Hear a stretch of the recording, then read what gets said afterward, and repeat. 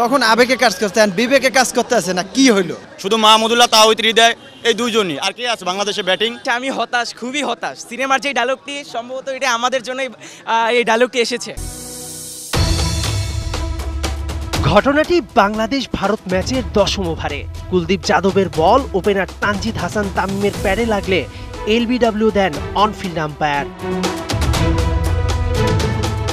সেলিব্রেশনে বাংলাদেশকে ফিঙ্গার দেখান কুলদীপ, কিন্তু যে স্টাইলে দেখান সেটাকে মধ্যমা দেখানো ছাড়া আর কি বোঝায়?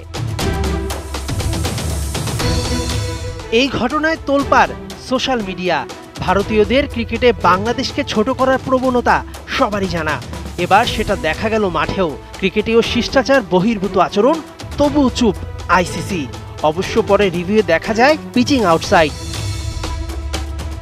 আমি হতাশ, খুবই হতাশ। সিনেমার যে ডায়লগটি সম্ভবত এটা আমাদের জন্যই এই ডায়লগটি এসেছে এবং এটি আজকে বাস্তবায়ন হলো। আজকে বাঙালির হাজার লক্ষ মানুষের, কোটি মানুষের হৃদয়ে ভেঙে গেল। তখন আবেগে কাজ করতে বিবেকে কাজ করতে আছে না কি হইলো? প্রতিপক্ষ যখন ভারত, বিগ স্ক্রিনে খেলা দেখতে তখন বাংলার মানুষের ভিড়। টপ অর্ডারদের ব্যাটে রান নেই।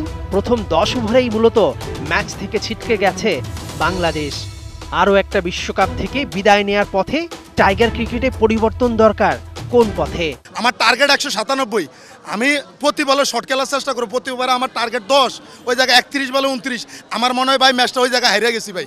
শুধু মাহমুদুল্লাহ তাওহিদ হৃদয় এই দুইজনই, আর কে আছে বাংলাদেশে ব্যাটিং? লিটন দাস বরাবরের মতোই ব্যর্থ।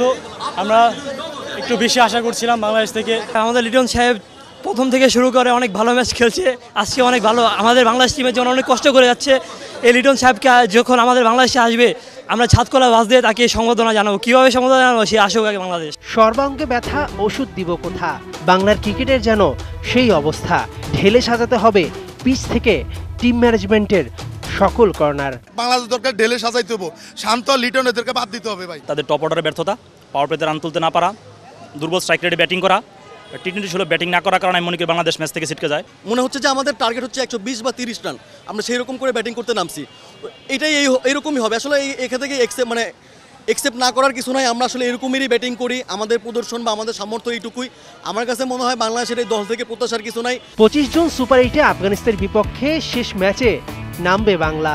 সেখানে জিতলে অনেক সমীকরণ যদি কিন্তু হিসাব মিলিয়ে যেতে পারবে সেমিফাইনালে। শেষ ভালো করতেই এখন টাইগারদের যত চেষ্টা আর প্রার্থনা। মেহেদী নাইম, 71। এখন Walton fridge, TV, AC, washing machine ও ফ্যান কিনে অনেকের মতো আপনিও হয়ে যেতে পারেন মিলেনিয়ার। সেরা পণ্যের সেরা অফার, ওয়ালটন মিলেনিয়ার।